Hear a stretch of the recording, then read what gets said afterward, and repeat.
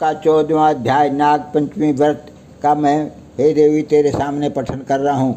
भगवान शंकर ने संत कुमार से कहा, अब मैं तुम्हें श्रावण शुक्ल पंचमी को किए जाने वाले व्रत नाग पंचमी व्रत के बारे में बताता हूँ। ध्यानपूर्वक सुनो। साधक को चाहिए कि वह एक दिन पहले केवल एक समय भोजन करे। पंचमी वाले दिन स्वर्ण या रजत निर्मित नाग लेकर नक्त व्रत करना चाहिए। नक्त व्रत रखकर बढ़ई या कुम्हार से 5 फनों वाला नाग बनवा कर उसकी पूजा करनी चाहिए। अपने घर के मुख्य द्वार के दोनों तरफ गोबर से 5 फनों का नाग बनाकर कटोरे में दूध रखकर उसकी धूप दीप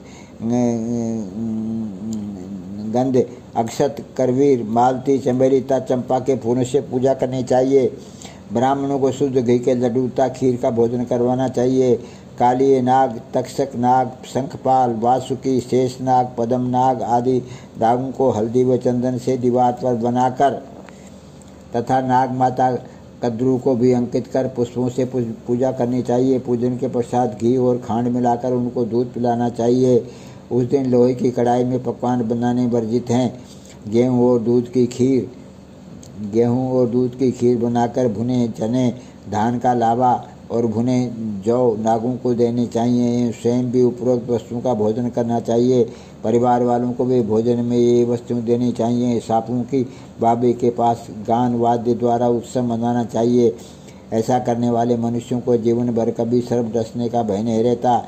सर्प के दर्शन करने से ही मनुष्य अधोगति को प्राप्त होता है। सर्प तमोगुणी होता है। विधि पूर्वक ब्राह्मण सहित नाग का निर्माण कर पूजा करनी चाहिए। इस तरह 12 महीनों की शुक्ल पक्ष की पंचमी का व्रत करना चाहिए। वर्ष की समाप्ति पर शुक्ल पक्ष पंचमी को फिर से नागों का पूजन करना चाहिए।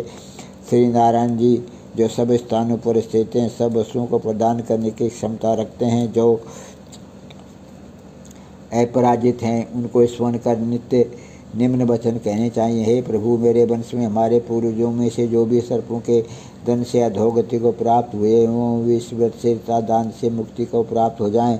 इस प्रकार उच्चारण कर सफ़ेद चंदन युक्त चावल के पानी को भक्तिपूर्वक वासुदेव श्री कृष्ण के निमित्त जल में छोड़ देना चाहिए। इस प्रकार व्रत पूजा और दान से अधिक के वंश में सर्पदंश के कारण मरे होंगे या भविष्य में मरने वाले होंगे। ये सनत कुमार, वे सब सर्प योनि से मुक्त होकर स्वर्गलोक में पहुंच जाएंगे। इस प्रकार व्रत करने वाला अपने वंश का उद्धार कर शिव जी के सानिध्य में पहुंच जाता है। हे सनत कुमार, जो मनुष्य नाग की हत्या करते हैं, उनके परिवारों में अगले जन्म में पुत्र नहीं होता, और यदि होता है तो अधिक समय तक जीवित नहीं रहता। महिलाओं की कृपणता के कारण भी प्राणी को सर्प योनि प्राप्त होती है।